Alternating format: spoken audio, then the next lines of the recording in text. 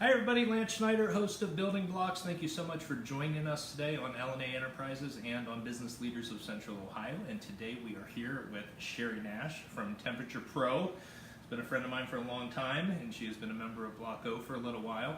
And really excited because her promotion got a whole lot of activity. So apparently a lot of you want to hear what she has to say today. And also, you may need her services after this freeze that's been going on. And I've heard a lot of people's heat. My mom had her heat. Bring on the died cold today. weather. I like the cold weather. Yeah, I know. I pray for and it. the hot weather. It doesn't matter which one it is. So there you go. So thank you so much for joining us. And one of our biggest promotions is you are in a male-dominated world. Yes. Of HVAC. Yes. And you had a nice article that you had sent over to me that talked about how well you are competing as a woman in a male-dominated world. How does that feel? You know, it feels great. It was one of my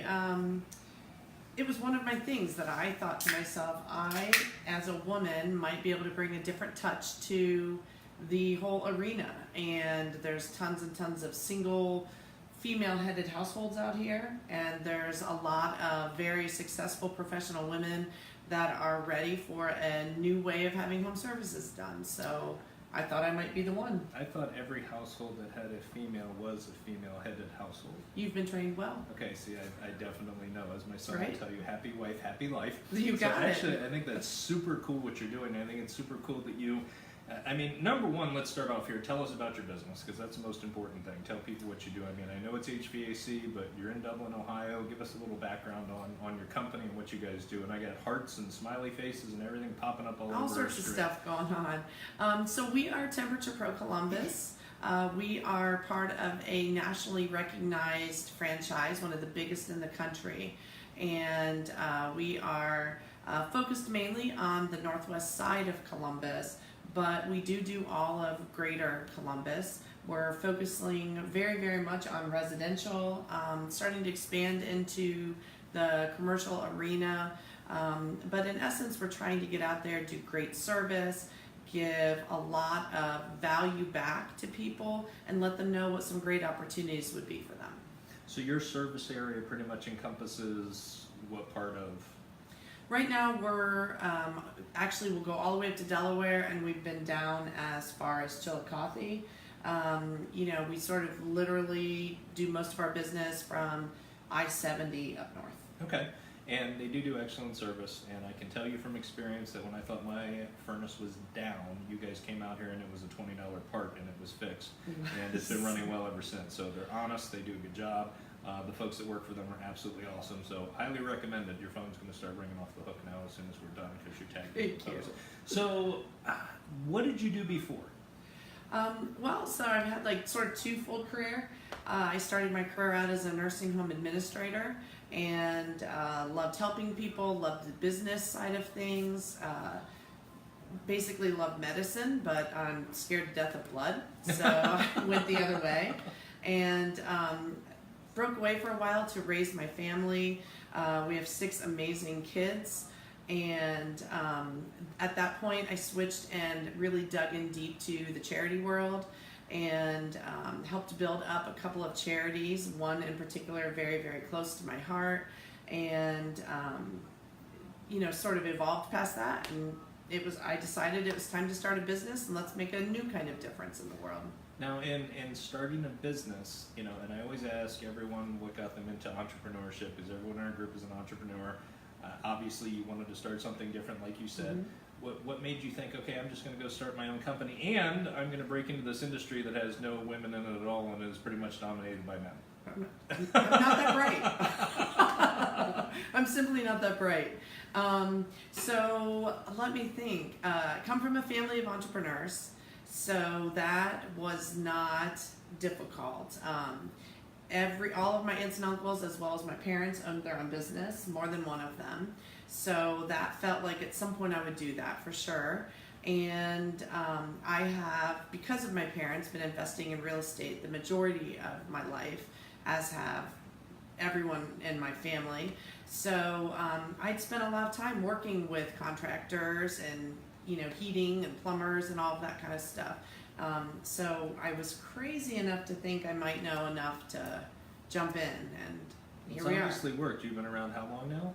Well, we're new-ish. We're approaching 2 years, but Okay. we're growing month over month, and we really have a very solid customer base. The last time I talked to you, you had an absolutely huge Jump. month. I think Yeah. you said your month was bigger than your year at Yes. that point, which You're is pretty right. cool. So that's awesome. So you're obviously getting known.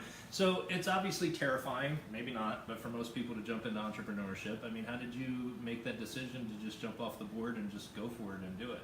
I mean, obviously it takes a lot of self-belief, takes a lot of motivation, takes commitment to work around the clock, as we know that you do. What got you pushed over the edge to do it? It's so funny you said disbelief. I don't know. I literally thought I was like, I can do this. This will be no problem at all. Genuinely didn't recognize the amount of work that would go into it. I got to be honest. I thought it would roll a little better, but having so much fun. Absolutely enjoy it. I love the challenge. I love the wins. I love figuring out where I went wrong and making my losses turn into wins. I'm genuinely having a great time. I've been so lucky to build an amazing team. 3 people in particular that I can count on like crazy. One of them being my husband. And I think we're gonna set the world on fire. That's awesome. So we always talk about the fact that you have to be passionate about what you do, Yes. which you obviously are. You've got to have the motivation, drive, and desire to be an entrepreneur, which you obviously have. But one thing that you said that I think is very key is, learning from your failures. Not exactly what you said, but along those. I didn't say failures. Well, you did say failures. I know. But I always tell people that, it's okay to make mistakes. I even tell my kids the same thing, as long as you learn from them, because Right. if you keep making the same mistakes again and again, that's insanity. But it's okay to make mistakes in business as long as you learn from them. And you're able to, like you said, turn that loss into a win. Mhm. And I think that's absolutely key. So really, really, really, really cool. So if you're thinking about getting into business, I mean, that's what it takes: motivation, drive, desire. It takes a passion for what you're doing. You got to have fun. And you got to realize, I mean, I always love the fact that I can get up in the morning and it could be a great day, it could be an awful day, you can make a lot of money, you can make no money, you have no idea what tomorrow is going to hold, right? Exactly. I mean, it's just when you wake up in the morning, you have no idea what you're in store for. And that's an entrepreneur. That's the definition of an entrepreneur. So along the way, over the 2 years of doing it, and every entrepreneur typically has struggles that they go through along the way. What have been some of your biggest struggles that you've had to overcome as not just as an entrepreneur, but as a business owner? I mean, you have real estate, you have trucks, you have employees, you have staff, which is completely different than just being a solopreneur. Right. You've got all those things. So what are some of the biggest struggles that you faced with doing that? For sure, the biggest struggle has been, this is sort of my new way of saying it, right person in the right seat. That's been a big struggle. Everyone talks about it's hard to find staff, it's hard to find crew. I agree with that, but for me, it's been figuring out where we're going, identifying the path that I want to follow, and then finding the right person to join in that with me. And so we've had to make a few changes because I accept I made the wrong decision, and I want the right people in each seat. And we've made some evolutions and some progress, and that's been the hardest thing, and trusting my gut when I started thinking I didn't have, the right people in the right seats. It took me a little time to figure out that it was okay to make a change and to evolve. Well, and that's actually a really good topic, and David actually talked about in one of our recent seminars that we did in our boot camps about the fact that just because you have a good person, it doesn't make them a good manager, and sometimes a good manager doesn't necessarily make a good boss. So Right. You don't necessarily have to fire someone when they aren't maybe in the right position. A lot of times you just need to find the right position for that person, because people are great techs versus may not be your best tech, may not be your best supervisor. Agreed. And your best supervisor may not be your best manager. So sometimes you just need to find the right spot where those people fit. And the labor market is tough, don't get me wrong, but one of the advantages I would hope is you're hiring skilled professionals typically in your trade. Does that make it easier or harder to recruit, the fact that you have to find people that are skilled? So And they have to be licensed too, right? I mean, Right. licensed electricians. they have to be, Okay. they're licensed, they're EPA certified. So for me, I think, let's see, I can compare my healthcare experience to this. It's definitely harder at this point to find skilled, experienced service technicians. So because skilled trades are not as highly regarded now, not everyone thinks they're going to college, and they're not necessarily falling into the skilled trade set. So recently, one of the things I decided to do is, fine, let's go pick an amazing person and find someone that we feel would be the right fit and start training them ourselves. Yep. And that's what... Bring them on as an apprentice, and then... Exactly. Which is an awesome way to do it. So you hit on something very important. It doesn't necessarily go along with entrepreneurship, but as we were growing up, I'm guessing we're about the same age. Mm-hmm. As we were growing up, it was not necessarily did you have to go to college. You could have a trade or you could go to college. Right. As we're raising our kids, and over the last 30 years, it's been you have to go to college, you have to go to college, you have to go to college. Even if you have a 4-year business degree, it's worthless, but at the end of the day, everyone out there has a college degree, so you better have one, or you're not going to get any job whatsoever. Well, now here we are today, where across the country, and you hear it on the news all the time, we have no skilled labor. Right. There's no skilled labor because everyone thought they had to go to college. So now that creates a great debate with kids of, okay, do they have to go to college, or are they better off being in skilled labor and having a trade? So I think that's the great debate right now. And We've it's kind of huge. eliminated all the skilled labor. My wife owns hair salons. They have to be licensed, and she has a hard time finding that skilled labor that has that license. It's very difficult, especially when you're dealing with 4% unemployment. I know. So it's very, very difficult. So that's definitely a challenge. I could see that. Anything else you see is a big challenge in getting started in business or over the last couple of years? I think that like everybody, it's been trust your gut, go with it. I love the trust your gut because so many people don't. And it really, I don't care if it's just a saying, it's true. Everybody always says, oh, I made this decision, but my gut told me to make that one. I didn't do it and I was wrong.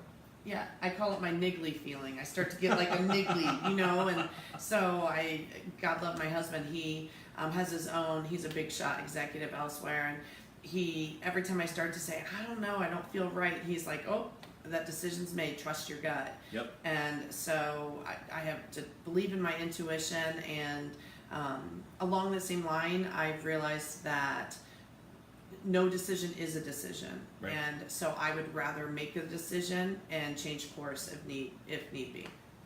That is the key. Sometimes you just have to. I was talking to a client yesterday, and we were actually talking about video, and she's like, no, I don't know exactly what to say all the time when I'm getting ready to do a live, when I'm creating video content. And I said, just push the start button and see what happens. Right. And in life, sometimes I think you fantastic. have to just push the start button and you have to see what happens. I think that's extremely important. So for those people sitting at home right now, men and women that are thinking, I want to start my own business, I don't want to be in corporate America anymore, I want to do my own thing, that are really just on the fence, what's your advice to them? Except for just do it. Yeah. Push the start button. What's your advice for them? Because I find so many people sitting in my office on a daily basis that say, I really want to do this, but. And there's always a but. There's always going to be a but. There's always going to be college loans, or I'll wait till the kids go to college, or I'll wait till. You started your own business with kids at home. Right. With having mortgages and all of these things. I mean, you just did it. So what is your advice for that person that's struggling with that decision? I wouldn't change this decision whatsoever. So I think make a plan, evaluate it, get buy-in from whoever your partner is, and move forward. The worst thing that happens is that you back up and take another step or make a different choice.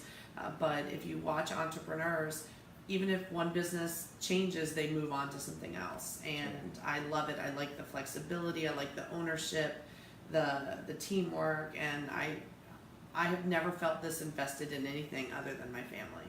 That's awesome. You're even more excited today than you were when I met you about a year ago. So I I love am. seeing that. That's absolutely Yeah. awesome. So that's super, super cool to see.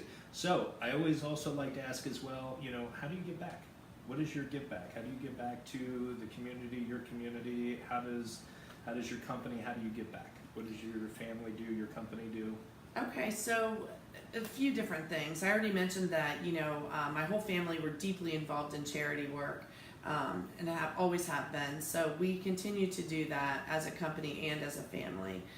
Special Olympics is very, very close to my heart, and our company has done a number of things with Special Olympics, and will continue that. We hope to grow. I had touched upon the whole issue with skilled labor. Another Block O member, Brian Hayes, recently pulled me in to help high school students understand that there is another choice other than college. And we're starting, it's all him, but he was kind enough to pull me in, that we're starting to show outsiders and high schoolers and people that don't feel that college is their path, here's another way. And I'm really excited to bring someone into our office real soon and let him experience and sort of do an externship. And Nice. so that's important. And we're out there, we're in the community and having a great time. That's awesome. I've been doing this show for about 3 or 4 months, and I always ask the exact same 4 questions that we just answered. Okay. And no one has ever failed to answer the last question. Nobody's ever failed to answer any of them. But the last one, how do you give back? And I fully expect to see some people be like, I don't do anything. But the reality is every single entrepreneur does give back. And you don't have to have money to give back or to get involved with your church or your synagogue or whatever your religious organization is, to get involved with the YMCA, to get involved with Meals on Wheels or any of those types of programs. You don't have to have money to give back. You don't have to be rich in order to give back. But I do feel as an entrepreneur, it is part of our duty and in the definition of entrepreneur to give back and to help other people in order for you to move forward and for you to succeed. So it's awesome that you do that. So we've got a lot of viewers tonight. I'm going to see, are there any questions? I'm blind as a bat, so yo go Blocko. Thank you, Keith. I appreciate it. It says Sheri is watching, but I'm pretty sure she's not because she's sitting right next to me. That's my kids at home. It might be the kids at home. Hi, kids. Hopefully the husband has seen all of these great comments. Does anyone have any questions? I've got a ton of viewers.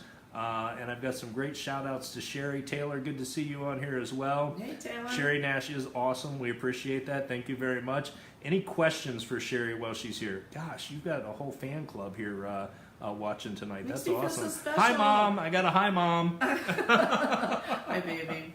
So if you do have questions, let's give a shout out real quick as to how people, you're in Blocko, you're in Dang, you're in a lot of the local networking groups, so obviously people can reach out to you through those. We've got our upcoming happy hour, which hopefully we'll see you at. Do my best, yeah. So your name tag there last time you weren't there, so you have to make up. No, you were there at the last one. I was. You're always registered, but your life is like everyone else's. It just depends what happens during the course of the day. So how can people reach you if they need your services? You can call TemperaturePro. You can get us through our website. Our phone number is 614-389-3283. Tag us through Facebook, whatever. We track it all, and we'll get to you. We'll get to you quick. No, we've got, and so who just said Sheri's company does awesome work? That's Keith. Awesome. So Keith is a realtor Keith. and a sponsor of Blocko. We've got a lot of realtors in our group. Do you work with a lot of realtors? I mean, are there homes for sale that need services that they're coming to you for? Or We do work with them for sure. We do work with Keith. So Keith's awesome. We love Keith. Yes, he does we a do. good job. Yes, we do. The realtors do a lot of good stuff, and we do our best to get to them quickly because they need houses up and running. But especially Keith, because he's a sponsor. Keith So Sherick he rocks. especially does the best. So if you're going to buy a house, you got to buy a house from Keith. There you go. So awesome. Well, I appreciate you being here. I appreciate everyone joining us tonight. And we will see you again real soon as an event. And if people want to reach out just to ask you questions about entrepreneurship, are you happy to have those conversations? I would love to have most of us that. entrepreneurs are. So I always tell people, if you've got someone that is successful in business, that has started a business, that's willing to spend 30 minutes with you or an hour with you or lunch or coffee or whatever, reach out to folks and do it, because you know what? That's what I'm doing all day tomorrow, by the way. I will be at Starbucks in New Albany, and I still have a couple openings, meeting with Blocko folks just to get to know them that I don't already know. So if you're interested in that, the message is up. Go ahead and schedule some time. I do still have a couple of openings, and I will be there all day drinking lots of coffee and being wired through the roof. So also we have our upcoming leadership conference. Oh my God, that must be one of your, who is putting up all those hearts? Is that Keith? It's my secret Keith admirer. is blushing. Not really, LOL. I think that's Keith putting all those hearts and everything up, so thank you for that. But we have our upcoming events. Check them out on Blocko. Check them out on LNA. Yes, it is Keith. There he goes again. And also our leadership council meeting. Erica, Become a Better Leader, is also tagged in here in November. Leadership Council? Yep, 4th. December 5th. December 5th. Sorry, November's over. I keep saying that. And then our next happy hour is December 3rd at Barrel and Boar. So No. that's right around the corner. Not Barrel and Boar. It's at Hair Buffalo. There you go. I'll get it right eventually. So thanks so much for joining us, everybody. We appreciate it. Thank you. Bye, guys.